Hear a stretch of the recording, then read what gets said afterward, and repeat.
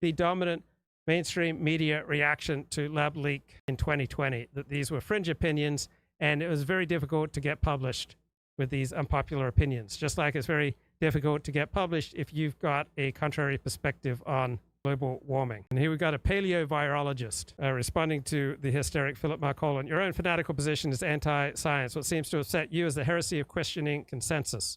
It was the 15th century, you'd be pushing for Copernicus to be burnt at the stake. Rich of Stuart Neal to complain about harassment and disrespecting the values of science given his own behavior towards scientists who disagree with him, such as Alina Chan. Stuart Neal says that Alina Chan is operating at an Alex Jones info levels kind of quality. So here we've got a letter by a bunch of established scientists. Dear colleagues, we are writing you with deep concern concerning the actions of 2 Rutgers University faculty members.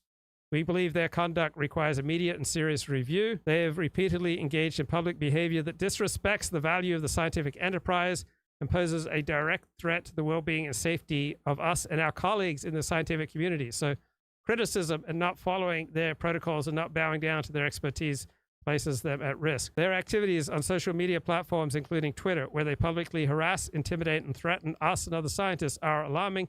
On a daily basis, they call us fraudsters, liars, perjurers, felons, grifters, stooges, imbeciles, murderers, and worse. Accuse us of various levels of bribery and criminal conduct as part of our peer-reviewed academic research. These accusations are not only provably false, they're also defamatory. Well, why didn't you sue them if it's clearly defamatory? They've made repeated comparison of working scientists to historic war criminals. Right. That does sound really nasty behavior. Oh, but he's a professor of genetics, so I would suspect he knows something. Retract proximal origins. I am a witness to the abuse that Alina Chan and Jesse Bloom have suffered at the hands of a conflicted group of virology loyalists active on X. Their haughty and hyper-defensive behavior smears and slurs scientists. Right, Chris Komatsu, analytical and diagnostic chemist, so not a virologist. It's amazing how Twitter grifter Alina Chan has gotten all of COVID contrarian Twitter to get excited again over something we knew since 2021. This was a rejected grant proposal. It was never funded.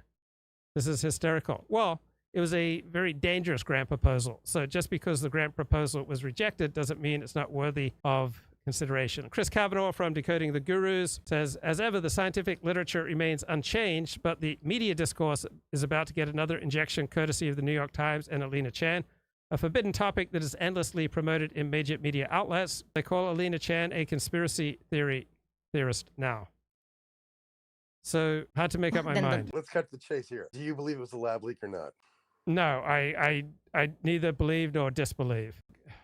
When Nicholas Wade released that essay, I went into it in depth. I thought it was incredibly compelling and incredibly important, but I just simply lack enough expertise. I don't have the galaxy brain that you have. So aren't there times when just simple common sense should win the day easily without any fuss? And if you have an institute of virology in the middle of a city and this strange virus appears in the exact same city where there's an institute of virology, that it's most likely escaped, isn't this a time when common sense is just the correct thing to follow? Maybe, but at the same time, there was a big wet market nearby, and a lot of bad viruses have emerged out of things like wet markets. In fact, every major pandemic and devastating virus that we've had for the past 100 years most likely has come from China, and very likely come from things like wet markets. So that's why I'm kind of undecided. It turns out that it didn't escape from a lab.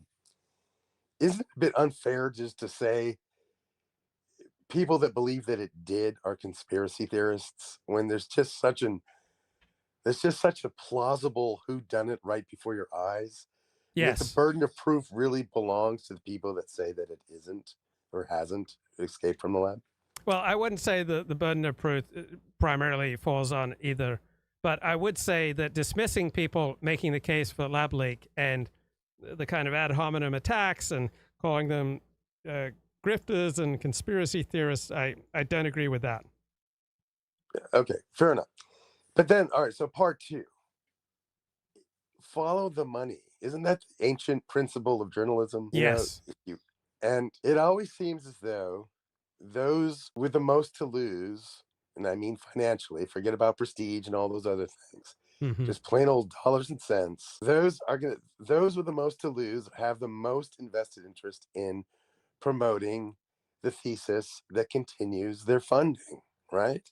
Yes. And isn't it clear that they can always use their expertise as a shibboleth to hide behind the fact that they're just simply trying to keep that income coming so they don't have to live in a neighborhood filled with super predators?